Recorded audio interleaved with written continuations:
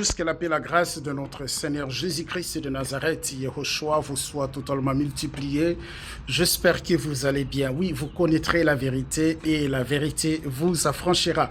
Je vous laisse d'abord regarder la vidéo qui va suivre et nous verrons de l'autre côté. Merci. Quitter l'islam n'a jamais été mon intention. Mais c'est Dieu qui a permis que je sorte de là. Donc une fois, je suis allée au séminaire de la dame Rebecca Brown. Elle m'a dit que la Kaaba, dans la Kaaba, il y avait 365 statues.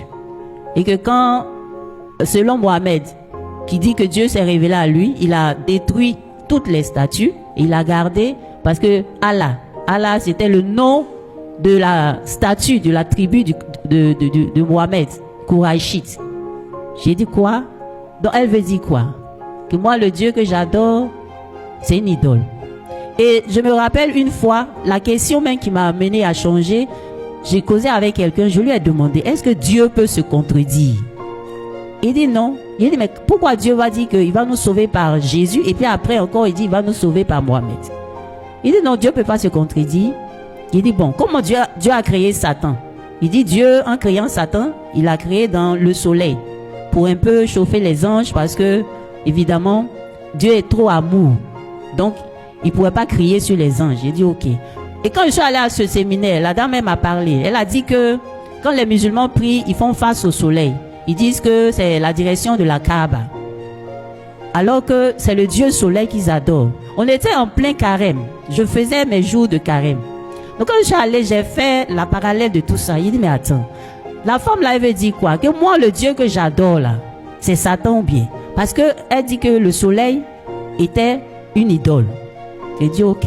Donc je suis assise. Et le dimanche qui a suivi, c'était la campagne d'évangélisation. Donc je suis partie avec une connaissance qui était déjà chrétienne. Parce que je ne connaissais pas le lieu. J'étais à Beauville, donc je ne connaissais pas le lieu. C'était au stade Champrou, à Makori. Il m'y a amené. Et là-bas, le monsieur a rendu son témoignage. Je ne comprenais rien.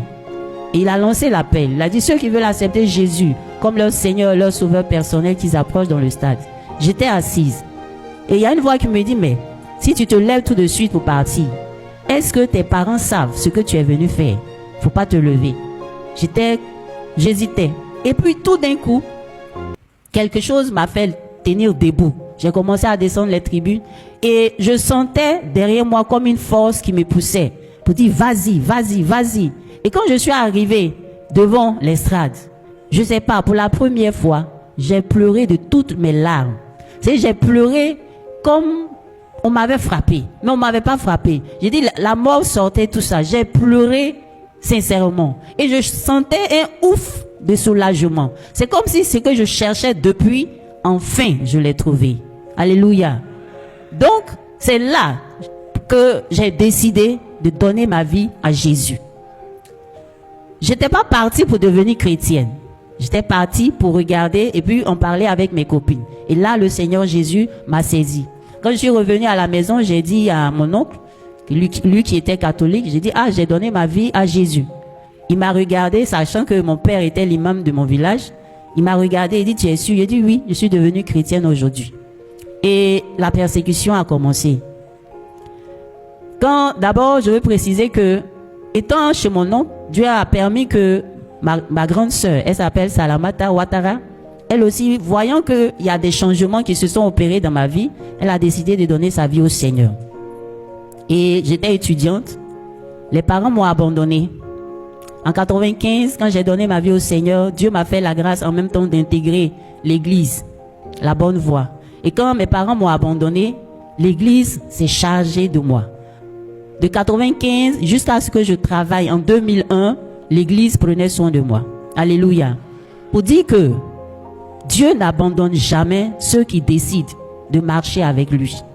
Mes parents m'avaient abandonné. Mon père ne voulait rien de moi. Il était très fâché. Il ne m'appelait plus. Tout le monde m'avait laissé tomber. Mais Dieu s'est occupé de moi à travers l'église.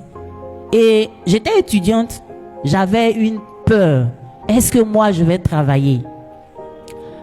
Je vous assure, je n'ai pas fini mes études. J'étais en 2e année. Quand le Seigneur m'a permis d'avoir le boulot que j'exerce aujourd'hui en tant que professeur d'allemand. Je n'ai jamais connu le chômage. Je n'ai pas fait, j'ai l'honneur. Je veux dire que Jésus est tellement vrai.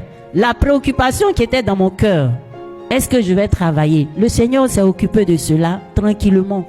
Jusqu'à aujourd'hui, je continue de travailler. Alléluia. Dieu m'a fait la grâce aussi d'être mariée. Je suis mariée, mère de 3 enfants. Ça fait 16 ans de mariage. Voilà. Pour dire que Jésus-Christ s'occupe. J'étais malade. Avant d'accepter le Seigneur, j'avais un mal de tête terrible. Le jour que j'ai accepté le Seigneur Jésus, Dieu m'a guéri de ce mal de tête. Mon frère, il ne suffit pas de suivre une religion. Ma sœur, il ne suffit pas de suivre une religion. Ce qui compte, c'est le salut de ton âme. Où ton âme ira après ta mort. Quand moi j'ai lu la Bible, le Seigneur Jésus m'a dit, dans Jean 14 au verset 6, il dit, je suis le chemin. Il n'a pas dit, je suis l'un des chemins. Je suis la vérité. Il n'a pas dit, je suis l'une des vérités. Et la vie. Tu cherches Dieu de tout ton cœur. Ne cherche pas ailleurs. Jésus est le chemin. Jésus est la vie. Jésus est la vérité. La vérité. Il y a aussi que quand j'étais musulman, j'avais peur de la mort. Mais le Seigneur Jésus m'a rassuré. Dans Jean 5, au verset 24, il a dit ceci, en vérité, je vous le dis. Celui qui écoute ma parole et qui croit en celui qui m'a envoyé a la vie éternelle. Il ne vient point en jugement, mais il est passé de la mort à la vie. Veux-tu échapper au jugement? Accepte Jésus. Jésus est la vérité. Jésus est Dieu. Jésus est vrai. Je l'ai expérimenté et je l'expérimente tous les jours. Jésus m'a sauvé de l'islam. En rendant ce témoignage, je ne suis pas en train de condamner l'islam. Mais il n'y a qu'une seule vie, mon frère. Il n'y a qu'une seule vie, ma sœur. Quand tu vas mourir, tu ne peux plus revenir sur la terre. Si c'est fini, c'est fini. C'est ici sur la terre que tu peux décider de sauver ton âme en acceptant Jésus-Christ comme ton Seigneur et ton Sauveur personnel. Que Dieu te bénisse et que Dieu t'aide à faire le bon choix. De la même manière il nous a aidés, que Dieu t'aide. Accepte Jésus aujourd'hui même. Ne le remets pas à demain. Que Dieu te bénisse. Amen.